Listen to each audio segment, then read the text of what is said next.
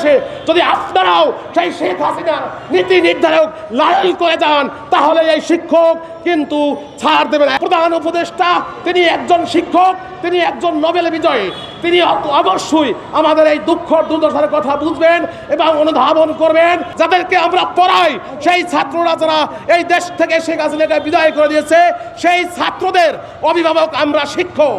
সেই শিক্ষকেরা আজকে রাস্তায়, সেই ছাত্রদেরকে নিয়ে আমরা প্রয়োজনে আবার আপনাদের বিরুদ্ধে আন্দোলনে নামবো। শিক্ষকদের আর্থিক এবং শারীরিক এবং মানসিক এবং পরিবারের মুখের দিকে তাকিয়ে অতি দ্রুত এই বিদ্যালয়গুলো জাতীয়করণের আওতায় এনে এই শিক্ষকদের অতি দ্রুত বাসায় ফেরার ব্যবস্থা করুন।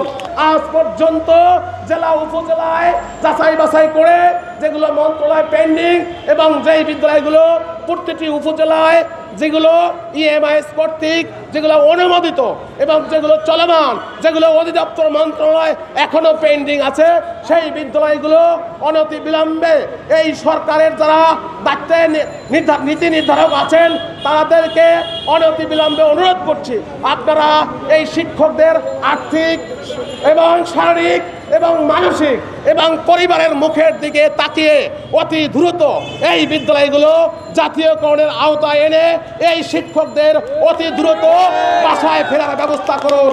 যদি আপনারা এই মুক্ত আবু সাঈদের বাংলাদেশে যদি আপনারাও সেই শেখ হাসিনার নীতি নির্ধারক লড়াই করে যান তাহলে এই শিক্ষক কিন্তু ছাড় দেবে না, এক মুহূর্ত ছাড় দেবে না।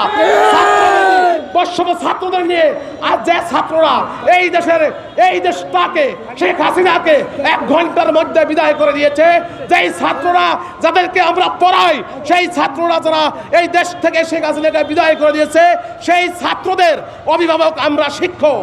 সেই শিক্ষকেরা আজকে রাস্তায়, সেই ছাত্রদেরকে নিয়ে আমরা প্রয়োজনে আবার আপনাদের বিরুদ্ধে আন্দোলনে নামবো। আমরা আত্মহতি দেব, নতুবা আমরা লং মার্চের আমাদের মাননীয় প্রধান উপদেষ্টা তিনি একজন শিক্ষক, তিনি একজন নোবেল বিজয়ী, তিনি অবশ্যই আমাদের এই দুঃখ দুর্দশার কথা বুঝবেন এবং অনুধাবন করবেন। যদি না করেন তাহলে আগামীকাল অথবা পরের দিন আমরা যমুনা ভবনের সামনে লং মার্চের অভিমুখে যাত্রা শুরু করব। এতে আমাদের জীবন যায় যাক, এই জীবন নিয়ে কি হবে, এই জীবনে প্রয়োজনে আমরা আত্মহতি দিব, তবু আমাদের একই কথা, একই দাবি, জাতীয়করণের ন্যায্য দাবি আদায় করে আমরা বাসায় ফিরবো ইনশাআল্লাহ। সবাইকে ধন্যবাদ, সাংবাদিক ভাইরা আপনাদেরকেও ধন্যবাদ, কারণ আপনাদের মাধ্যমে যদি এই খবরটুকু মাননীয় প্রধান উপদেষ্টা জানতে পারে তাহলে লক্ষ লক্ষ পরিবার উপকৃত হয়। তাহলে আপনাদেরকেও আমরা আজীবন স্মরণ রাখবো। আর যারা সরকারি নীতি নির্ধারক আছেন তারাও যদি আমাদের এই দুর্দিনে যদি সুদিনের পথ দেখায় বা আমাদের এই লক্ষ লক্ষ পরিবারের যদি দুমুঠো ভাতের ব্যবস্থা করে দেয় তাহলে অবশ্যই আমরা এই সরকারের প্রতি কৃতজ্ঞ থাকবো।